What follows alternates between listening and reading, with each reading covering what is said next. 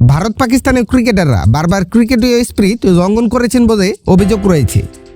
গত টি-20 Asia cup থেকে তারা পরস্পর হাত মেলান না। সেই নো হ্যান্ডশেক রীতি এশিয়া কাপ পরবর্তী ছেলে মেয়েদের যে কোনো টুর্নামেন্টে অব্যাহত আছে। চলমান টি-20 বিশ্বকাপেও একই দৃশ্যের পুনরাবৃত্তি ঘটে। হাত মেলাননি সূর্যকুমার যাদব ও সালমান আলী আগা, কিন্তু প্রকাশ্যে তাদের এমন আচরণ নাকি আড়ালে গেলে বদলে যায়। দুই চিরপ্রতিদ্বন্দ্বী দেশের ক্রিকেটারদের নিয়ে এমন চাঞ্চল্যকর দাবি জানিয়েছেন ইংল্যান্ডের সাবেক অধিনায়ক অ্যালিস্টার কুক। তাতে সুর মেলান আরেক কুকের সাবেক স্বদেশী সাবেক তারকা Phil Tufnell. Stick to cricket নামের এক পডকাস্ট অনুষ্ঠানে চলমান টি-20 বিশ্বকাপের নানা বিষয়ে কথা বলেছেন সাবেক ইংল্যান্ডের 4 তারকা cricketer Michael Vaughan, Alastair Cook, David Lloyd ও ফিল টাফনেল।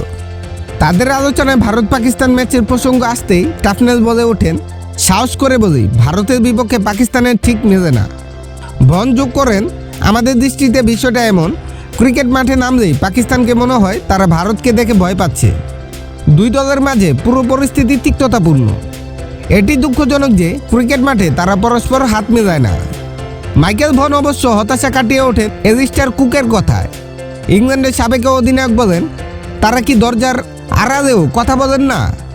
আমি কোথাও পড়েছি যে তারা আড়ালে ঠিকই কথা বলে।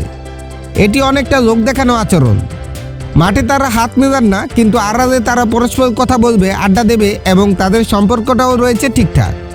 যদিও ম্যাচের মাঝে দুই দলের ক্রিকেটারদের মাঝে টুকটাক খোঁচাখুচি দেখা গিয়েছিল, তাদের মাঝে ঠিক শত্রুতা ভাবাপন্ন দ্বৈরথ ছিল না বলেও মৃদু গুঞ্জন ওঠে।